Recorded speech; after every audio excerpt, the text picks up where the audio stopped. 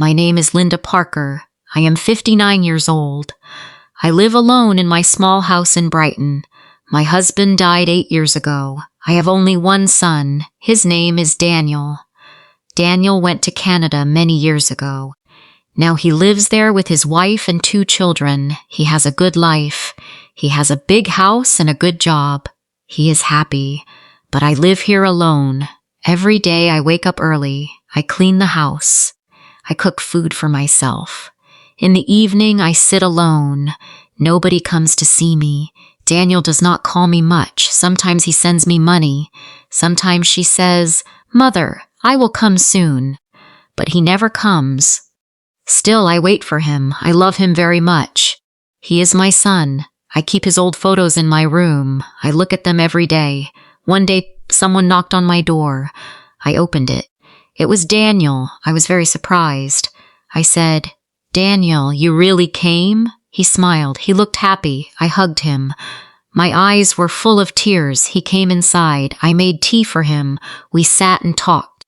I asked, "How is Sarah? How are the children?" He said, "They are all fine." Then I asked, "Why did you come?" He said, "I missed you, Mother. You live here alone. I worry about you. I want to take you to Canada." I was quiet. He looked at me and said, "You are getting old. It is not safe here. You should come with me. You will be happy there," I said slowly. "But this is my home. I was born here. I got married here. Your father lived here. I cannot leave this house." Daniel looked serious. He said, "This house is very old. It is not good for you. In Canada, you will have everything. You will have your own room. You can see the children every day. Sarah also wants you to come." That night, I sat alone and thought, what should I do? I did not want to leave, but Daniel was my only son. The next morning, Daniel said, "Mother, we should sell this house. You do not need it anymore. You will live with us. You can use the money for your new life." I looked at him. He smiled. I thought maybe he really loved me. So I said, "Yes." I sold my house. Daniel took all the money. I packed my bag. We went to the airport together. I was sad, but I was also happy. I thought I will be with my son now. At the airport, Daniel said, "Mother, wait here. I will bring a wheelchair. The way is too long. You cannot walk so far. I will be back in 5 minutes," I said. "Okay." I sat on a chair. 10 minutes passed. Daniel did not come back. I thought maybe the line was long. I waited. 30 minutes passed. Still, he did not come. I felt scared. I looked at the big door again and again, but Daniel was gone. Now it had been 45 minutes. I was still sitting there. I looked at every face, but none was my son. I told myself, Daniel cannot leave me. He is my son. 1 hour passed. My heart began to beat fast. Just then, a police officer saw me. He walked toward me and said, "Ma'am, are you waiting for someone?"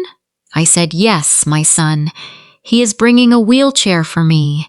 We are going to Canada." The officer asked, "Do you have his photo?" I took out Daniel's picture from my bag. I also showed my ticket. The officer nodded. He said, "Please wait here. I will check inside." I said, "Thank you." I waited again. After a long time, the officer came back. His face was serious. He sat next to me. He said softly, "Ma'am, I am sorry. Your son has boarded the flight. He has gone. The plane has already taken off. He did not take a wheelchair. He went alone." I froze. My heart stopped for a moment. I said very slowly, "No, that is not true. My son Daniel loves me. He said he'll take me with him." The officer said, "I saw everything. He gave his passport. He entered a plane alone.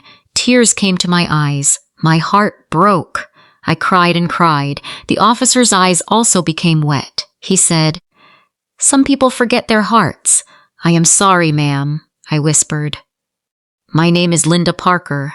The officer said, "My name is Robert Miller. I am a police officer here. You remind me of my mother. She died 5 years ago." When I look at you, I remember her." Then he said, "Please come with me. You cannot sit here. You will get sick. Come to my house. My wife is kind. She will cook for you." I said, "But I do not want to trouble you." He smiled and said, "It is not trouble. It is love. You are like a blessing to me." Robert called his wife Olivia. He said on the phone, "I found an old woman at the airport. She is all alone. Her son left her. Can she stay with us?" I could hear Olivia's voice. She said, "Yes, please bring her." That night, I stayed at Robert's house. Olivia brought me food. She spoke to me like a daughter. I cried in my room. I missed Daniel. I missed my house. But these strangers gave me love. The next morning, Robert got a phone call. He went to another room.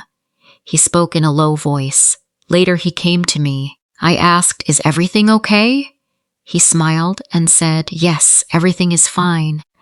But I saw pain in his eyes. What I did not know was this. The flight that Daniel took had crashed. There were no survivors. Daniel was gone. But Robert did not tell me. He knew that I still loved my son. Even after what he did, I still prayed for him. I still hoped that one day he would come back. The days passed slowly. I stayed with Robert and Olivia. Robert took care of everything. He helped me go to the doctor. He bought my medicine. He treated me like his mother. His wife gave me respect. Their home became my home. Their family became my family. I only prayed. I prayed for Daniel's soul. I prayed for the children he left behind. I prayed that no mother feels what I felt at the airport. One day, Robert asked, "Do you ever think about going back to that house?" I looked at him and said, "I already lost that house, but I found a new home here." Daniel was gone, but I got the son I truly deserved. I feel grateful. What would you do if you were in Linda's place? Tell me in the comments below. If you like this story, please like, comment, share, and subscribe.